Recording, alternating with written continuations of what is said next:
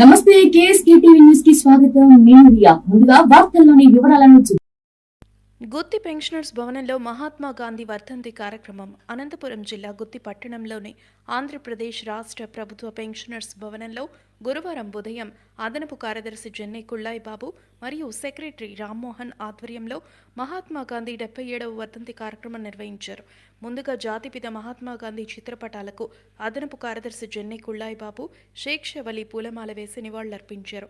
తర్వాత అదనపు కార్యదర్శి జెన్నె కుళ్ళాయి బాబు, జాయింట్ సెక్రటరీ లక్ష్మీనారాయణ రెడ్డి మాట్లాడుతూ, గాంధీని చంపిన నాథూరాం వినాయక గాడ్సే అనే అతను బ్రాహ్మణుడు కనుక కాంగ్రెస్ కార్యకర్తలు గుంపులుగా గాంధీ హత్యకు ప్రతీకారం తీర్చుకోవడానికి అమాయక బ్రాహ్మణులను హత్య చేశారు.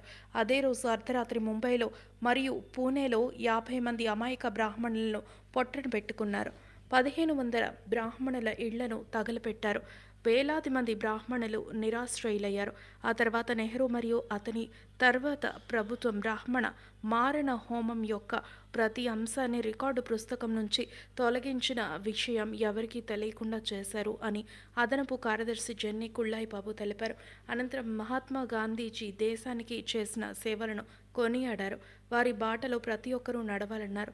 ఈ కార్యక్రమంలో అదనపు కార్యదర్శి జెన్నె కుళ్ళాయి బాబు, సెక్రటరీ రామ్మోహన్, నారాయణ రెడ్డి, షేక్ షవలి, శామ్యూల్, లక్ష్మీనారాయణ రెడ్డి, అసన్ అహ్మద్, గోవిందప్ప, నారాయణ శెట్టి